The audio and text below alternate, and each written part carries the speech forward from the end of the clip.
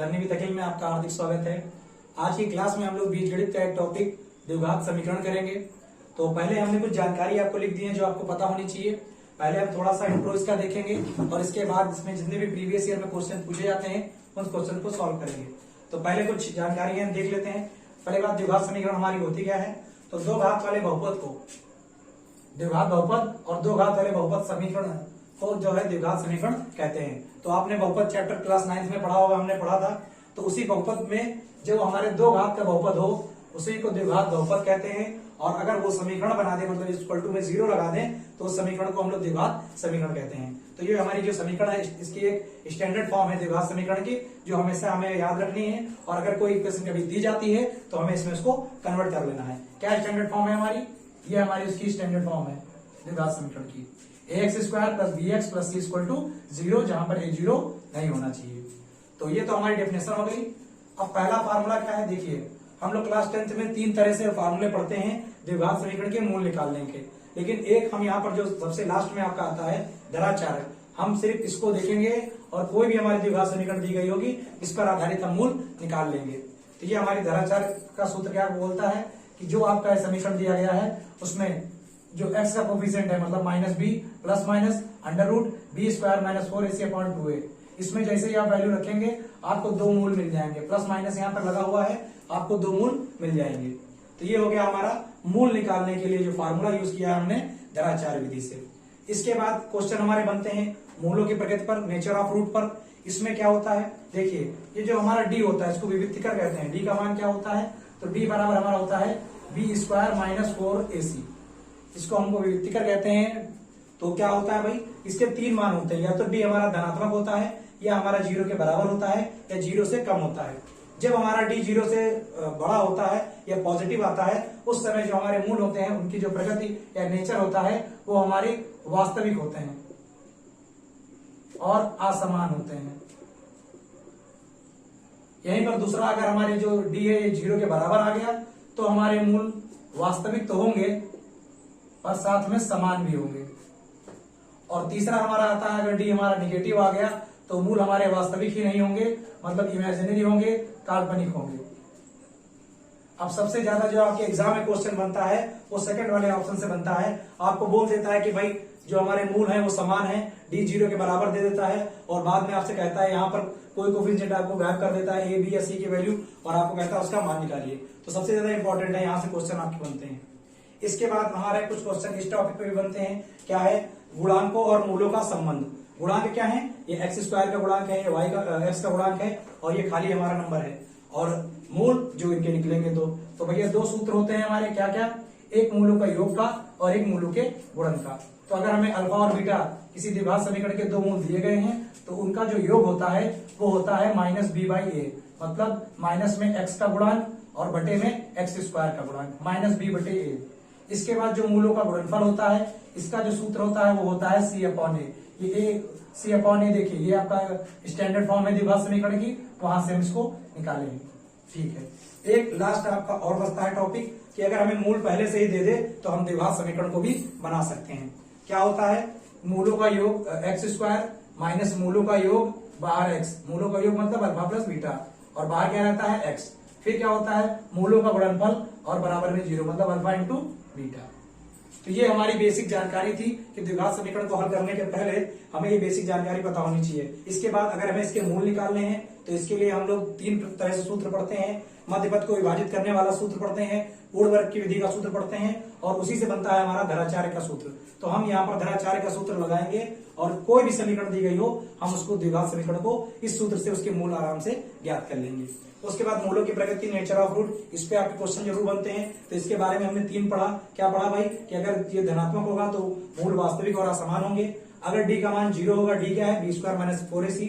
अगर d का मान 0 होगा तो मूल वास्तविक और समान होंगे, और अगर d का मान 0 से छोटा या नेगेटिव होगा तो हमारे जो रूट होंगे वो काल्पनिक होंगे, इमेजिनरी होंगे। इसके बाद गुणांकों और मूलों में संबंध, इसमें भी प्रश्न बनते हैं। मूलों का जो योग होता है वो -b/a होता है, और मूलों का जो गुणनफल होता है वो c/a होता है। इसके बाद एक लास्ट आपका क्या है, मूल ज्ञात होने पर द्विघात समीकरण ज्ञात करना। तो अगर हमें मूलों का योग, मूल ज्ञात है तो मूलों का योग और मूलों का गुणनफल निकालते हैं और उसको इस सूत्र में रख देते हैं तो हमें पूरी द्विघात समीकरण मिल जाती है। तो आइए अब हम प्रीवियस ईयर में पूछे गए क्वेश्चंस को सॉल्व करते हैं। तो ये हमने द्विघात समीकरण की बेसिक डेफिनेशंस और कुछ इंपॉर्टेंट टॉपिक्स देख लिए, और इसके बाद अब उस पर कुछ हम बेसिक एग्जांपल करेंगे, जिससे आपको जो हमने मेथड बताया, थ्योरी बताई है, वो आपको समझ में आ जाए। अगर इससे पहले आपने द्विघात समीकरण को नहीं भी देखा है, बिल्कुल कभी किया ही नहीं है, तब भी अगर आप 1 या 2 बार आपको थ्योरी पढ़नी है, और ये 3 से 4 जो 4 क्वेश्चन इस थ्योरी पे हमने करा रहे हैं उन्हें आपने देख लेना है। उसके बाद आप कोई भी क्वेश्चन प्रैक्टिस करना चाहेंगे तो इससे बाहर आपको नहीं दिखेंगे। तो हमने 4 चीजें क्या क्या रिकॉल की थी देख लीजिए। हमने एक देखा था कि भाई अगर हमें कोई द्विघात समीकरण दिया हो तो उसके मूल कैसे ज्ञात करेंगे, उस पर एक क्वेश्चन हमने ले लिया। एक हमने सबसे लास्ट में देखा था कि अगर हमें मूल दिए हों तो हम समीकरण कैसे बनाएंगे, एक क्वेश्चन हमने उस पर ले लिया। फिर आपने एक देखा था मूलों की प्रगति, नेचर ऑफ रूट, इसमें हमने कहा था जो बीच वाला होता है मूल जब बराबर होते हैं तो उस पर अंतर क्वेश्चन बनते हैं, तो हमने उस टॉपिक पर भी ले लिया। और एक लास्ट हमने बीच में बताया था आपको गुणांकों और मूलों पर संबंध, तो उस पर भी हमने एक क्वेश्चन ले लिया। तो 4 टॉपिक पर हमने एक क्वेश्चन ले लिया है। तो चलिए शुरू करते हैं। तो सबसे पहला क्वेश्चन आपका क्या है भाई कि हमें क्या दिया गया है भाई, मूल हमें दे दिए गए हैं। एक मूल आपका अल्फा हो गया और एक मूल आपका बीटा हो गया, और कह रहा है द्विघात समीकरण ज्ञात कीजिए। सबसे लास्ट टॉपिक रिकॉल करिए, फार्मूला क्या था भाई, एक्स स्क्वायर माइनस मूलों का योग, बाहर एक्स था, और उसके बाद आपका प्लस था, फिर था भाई मूलों का गुणनफल, और बराबर में क्या था, 0। तो ये आपके द्विघात समीकरण बनाने का तरीका था। अगर हमको जो है इक्वेशन मूल दे दिए जाएं तो रख देते हैं भाई एक्स स्क्वायर माइनस मूलों का योग क्या हो जाएगा, 2 प्लस, और दूसरा मूल हमारा माइनस का 3 है, बाहर एक्स हो जाएगा, प्लस मूलों का गुणनफल, तो एक मूल हमारा क्या है 2 और दूसरा मूल है माइनस का 3, और बराबर में क्या हो जाएगा 0। तो ये हो गया आपका एक्स स्क्वायर माइनस, ये प्लस माइनस माइनस हो जाएगा तो माइनस का 1 बचेगा, और ये माइनस क्या कर देगा प्लस, तो ये प्लस का x हो जाएगा, और ये 2 3 6 माइनस का 6 हो जाएगा, बराबर में 0। तो ये आपकी द्विघात समीकरण आ गई। तो ये आपका पहला क्वेश्चन हुआ। यहाँ पर आपको क्या दिए गए थे, मूल दिए गए थे, और आपसे क्या पूछा था, आपसे कहा था द्विघात समीकरण निकालिए। अगर हमें कोई द्विघात समीकरण दे दी जाए और उसके मूल ही ज्ञात करने को बोल दिया जाए, तो हमने एक ही सूत्र केवल आपको देखना है, धराचार मेथड, ठीक है। धराचार विधि लगाइए और तुरंत आप जो है आपको मूल मिल जाएंगे। क्या था फार्मूला धराचार का, x बराबर माइनस का b plus minus under root b square minus का 4ac और अपॉन में 2a। ये a b c कहां से आए, तो जो भी हमें द्विघात समीकरण दी गई होती है उसको हम कंपेयर कर देते हैं। किससे कंपेयर कर देते हैं, स्टैंडर्ड फॉर्म से, ax square plus bx plus c equal to 0। ये हमारी द्विघात समीकरण की स्टैंडर्ड फॉर्म होती है। तो यहां से अगर हम बात करें तो a का मान कितना आ गया, a का मान हमारा 1 आ गया, b का मान अगर बात करें तो माइनस का 5 आ गया, और c के मान की बात करें तो हमारा c जो है वो 6 आ गया। a b c मिल गए हैं, इस हम फार्मूले में रख देते हैं। तो रख दीजिए माइनस का b, तो माइनस और माइनस का 5 है, plus minus under root b square मतलब माइनस 5 का स्क्वायर, माइनस का 4, a का वैल्यू देखें तो 1 है, और c की वैल्यू की बात करें तो 6 है, अपॉन में 2a, तो 2 इंटू a की वैल्यू की बात करें तो कितना है 1 है। तो अब यहां पर निकाल लेते हैं, ये हो जाएगा माइनस माइनस प्लस हो जाएगा, प्लस माइनस अंडर रूट 5 का स्क्वायर करेंगे तो 25 हो जाएगा, और ये 4 6 24 हो जाएगा, अपॉन में क्या चल रहा है 2। अब अगर आगे बात करें तो ये 5 हो जाएगा प्लस माइनस, और ये 25 में 24 चला गया तो केवल 1 बचेगा, और बटे में 2 आ जाएगा। एक बार हम प्लस वाला, ये हमारा x का मान आ रहा है, एक बार हम प्लस वाला लेंगे और एक बार हम माइनस वाला लेंगे। तो जब हम प्लस वाला लेंगे तब x का मान क्या आएगा, 5 प्लस 1/2 मतलब 6/2 मतलब 3, तो एक रूट हमारा 3 आ गया। इसके बाद हम जब माइनस वाला लेंगे तो 5 माइनस 1/2 मतलब ये हो गया हमारा 4/2, तो ये हमारा मूल क्या आ गया 2। तो इस तरह हमारे 2 मूल मिल गए। तो ये हमारा धराचार मेथड था, ठीक है। अब इसके बाद हम लोग देखते हैं भाई तीसरा।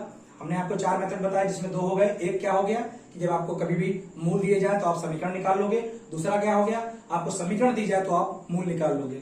अब हम ये वाला क्वेश्चन देखते हैं। तो इसमें क्या है, एक हमने आपको सूत्र बच्चे बताया कि अगर हमें क्या दे दिए हैं, मूल भी दे दिए जाए और ये जो गुणांक होते हैं ये दे दिए जाए तो इनमें क्या संबंध होता है। तो आपने फार्मूला पढ़ा था मूलों का योग और मूलों का गुणनफल।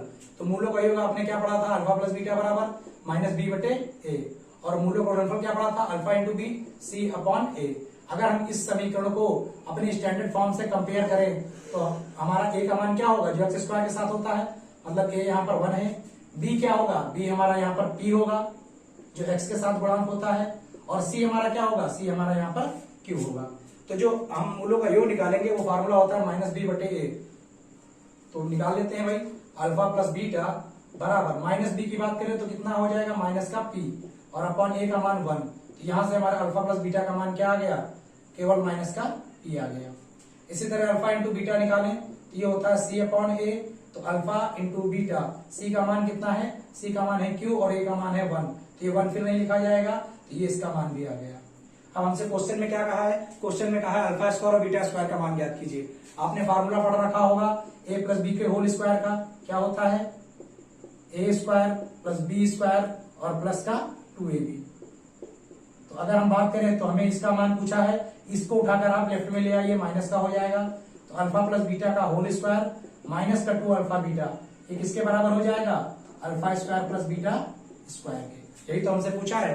अब ये क्या है, ये हमारा मूलों का योग है और ये क्या है, ये हमारा मूलों का गुणनफल है।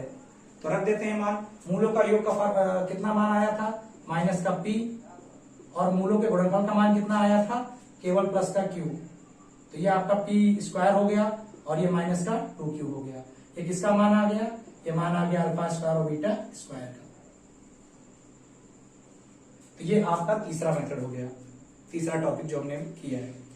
अब एक लास्ट आपका बचता है क्या, कि मूलों के नेचर पर, नेचर ऑफ रूट जो होता है उस पर हमारा क्वेश्चन अगर बन जाता है तो हम कैसे सॉल्व करेंगे।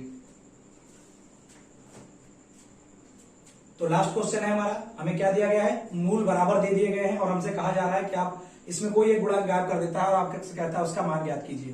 तो जब मूल बराबर हो तो डी की बात करें, जो विभक्ति का डिस्क्रिमिनेंट होता है हमारा डी, उसके हमने 3 फार्मूले बताए थे। डी का पहले मान क्या होता है, ये हमने बताया था बी स्क्वायर माइनस का 4ac होता है। इसकी 3 कंडीशन हम लोगों ने सीखी थी। अगर डी हमारा पॉजिटिव आ जाएगा तो मूल हमारे कैसे होंगे, वास्तविक तो होंगे पर हमारे वो असमान होंगे, जिस पर क्वेश्चन बहुत बनता है लेकिन बहुत कम बनता है।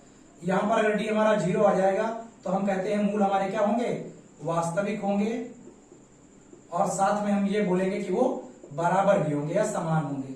और सबसे ज्यादा क्वेश्चन हमारे इसी पर बनते हैं। तीसरा डी अगर नेगेटिव होता है तो मूल हमारे कैसे हो जाते हैं, काल्पनिक हो जाते हैं। तो हमारा यहाँ पर क्वेश्चन क्या बोला गया, मूल बराबर है। मूल बराबर है तो डी को हम क्या लेकर चलेंगे, जब मूल बराबर है तो डी को हम लोग 0 लेकर चलेंगे और डी का मान क्या है, बी स्क्वायर माइनस 4ac।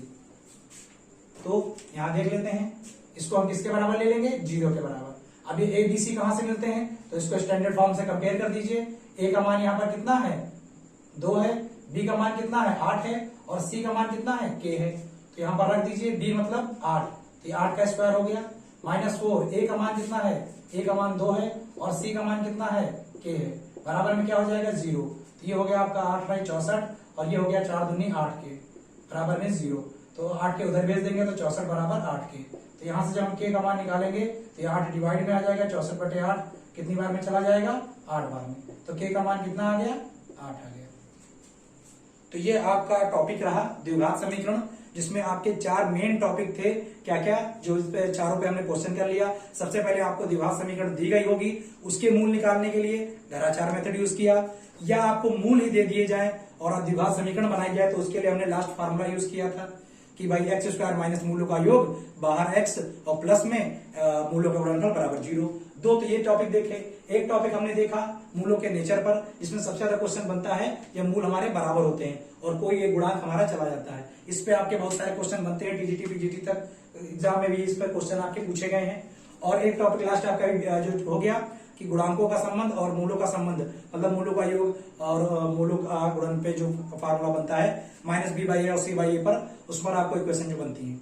अगर आपने इतना 3-4 बार प्रैक्टिस कर लिया, इससे पहले आपने द्विघात नहीं पढ़ी थी, बीजगणित आपने नहीं पढ़ी थी, तब भी अब आप कोई भी कंपटीशन का क्वेश्चन उठाएंगे तो आपको इजीली सॉल्व हो जाएगा। तो अगली क्लास में हम लोग इसके ऊपर जितने भी प्रीवियस ईयर में क्वेश्चन जहां भी पूछे गए हैं उनके सारे क्वेश्चंस को हम लोग सॉल्व करेंगे।